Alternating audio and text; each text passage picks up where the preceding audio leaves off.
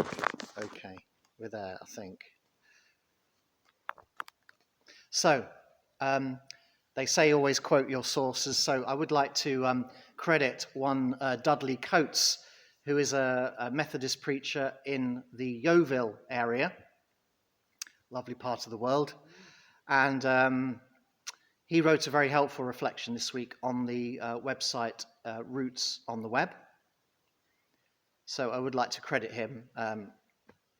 Much of what he said is the inspiration for what I'm going to share with you now.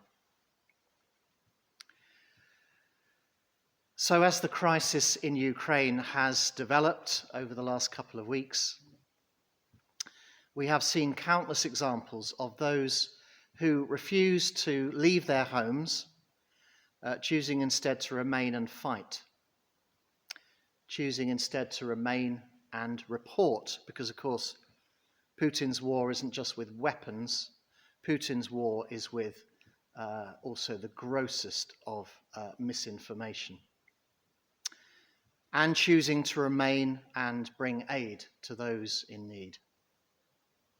People choosing to stay at home, to stay put, and to resist. In our gospel reading, the Pharisees shout a warning to Jesus, and that shout echoes down the ages. Get away from here. Herod wants to kill you. Get away from here. The enemy wants to kill you. Get away from here. Putin wants to kill you. In these words, we may be reminded of the people who have repeatedly told President Zelensky that he must flee Kiev to escape the bombardments and even potential assassins. We might remember also King George VI. Get away from here. Hitler wants to kill you. King George VI refused to budge in 1940. He insisted on staying in London. And similarly, Zelensky refuses to stay put despite all the risks. Neither King George nor Zelensky were or are looking for death, but they were and they are accepting that death could well come to them. And even more so, Jesus himself. Jesus doggedly journeys towards Jerusalem, and he knows all too well the grisly history of that city when it comes to those who seek to speak God's truth. Verse 34, Jerusalem, Jerusalem, the city that kills the prophets and stones those who are sent to it. And yet Jesus doggedly journeys towards that city. Jesus doggedly journeys towards betrayal, arrest, trial, torture, execution. There's that joke, isn't there, about a grape? By the way, this is my joke, not the Methodist guys. Okay. What does a grape do when it's under pressure? Well, of course, it lets out a little wine. And it's when we are under pressure that we realize, like never before, what we are made of. Or to put it another way, we realize what is in our hearts. We realize what truly motivates us. We realize what is often called nowadays our core values. And Jesus refuses to run away from Herod because of his core values. Last week, we saw those core values becoming established as Jesus battled temptation in the wilderness.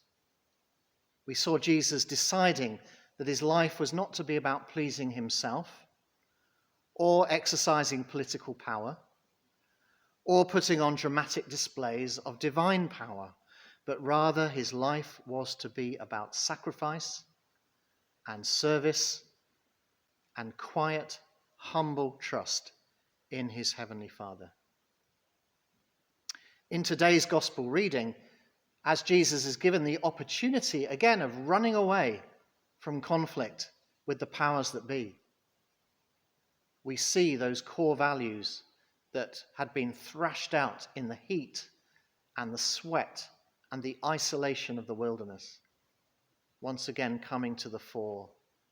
Jesus' core values of sacrifice and service and quiet, humble trust direct his steps not away from Jerusalem, but rather towards Jerusalem and the cross. Perhaps it's time, like never before, to do some work on our own core values. If need be, by seeking out wildernesses of our own. And of course, that's what Lent is all about. An email popped into my inbox the other day as I sat in my office at the Christie, and it was a reminder that the Association for the Promotion of Retreats is still offering NHS staff huge discounts for going away on retreat. Why is that so? Well, for months to come, if not years, probably years now, the NHS is going to continue to be under extreme pressure. And it's important that NHS workers have that time aside from time to time, because it's important to reconnect with those original values that took us into the NHS, those values of care and those values of compassion, which can sadly burn away when things get too stressful or when things get too busy.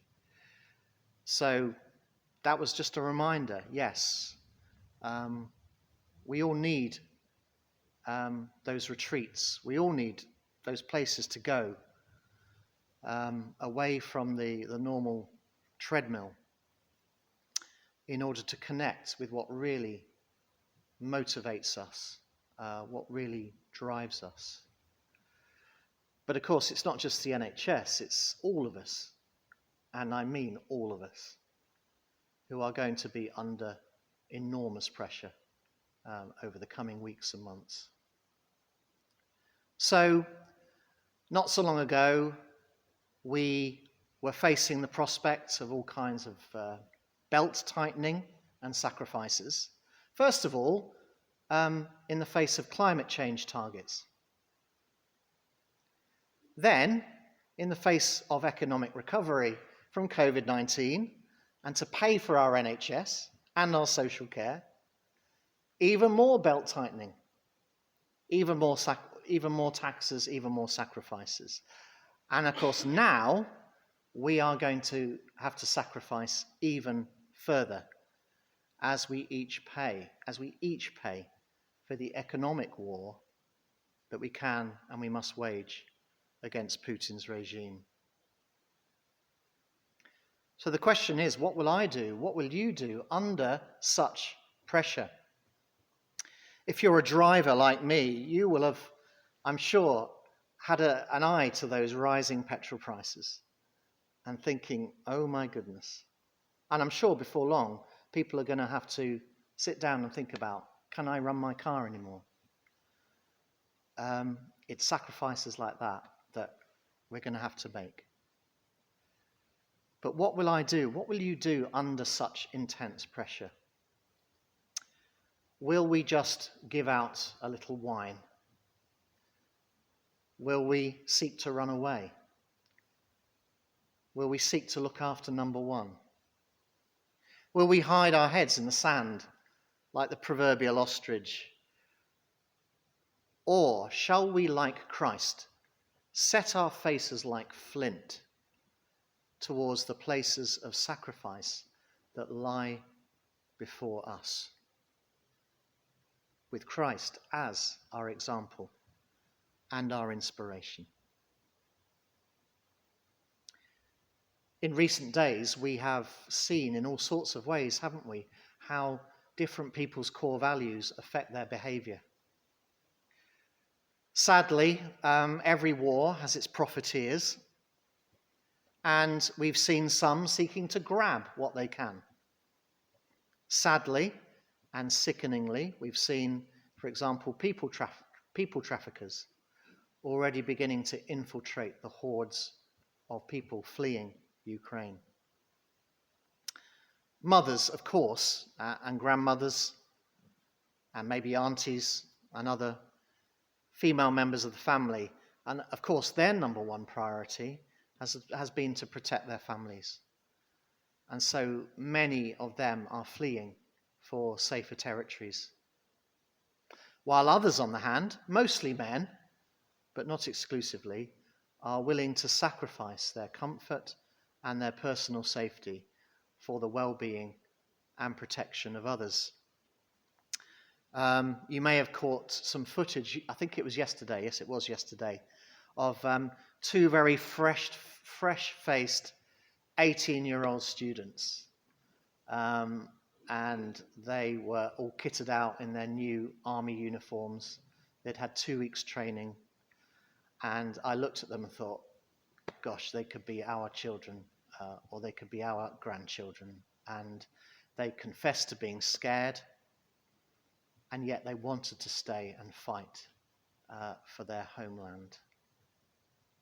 So we see different people's core values playing out in different ways. And closer to home, there's been the question of the values of our own nation. Let me correct that. The values of our Home Office and our Foreign Office, which frankly have been found wanting and have been exposed as far from generous in their service towards those seeking sanctuary in the UK. I think things are changing. Now Michael Gove's taken over, but God, it's taken a long time. So, different core values playing out in different ways. And as we all, to some extent, come under pressure over the coming weeks and months, we're going to find out what our core values are, one way or another. We're going to find out what's in our hearts. But we always have a choice over those values. Let me quote from verse 34 again. Jesus says, "How often have I desired to gather your children together as a hen gathers her brood under her wings." What a beautiful image of Jesus' desire for the human family just to get along. Is it too much to ask? But these are the key words. He then says, "And you were not willing." You see, God will never force us to live by his values of solidarity and peace. But he will, and he does, always invite us to embrace voluntarily those values in our own hearts and lives. So what shall our core values be over the coming weeks and months?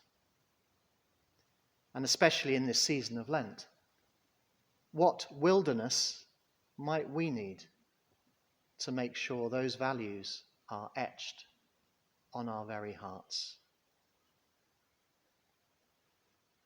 Amen.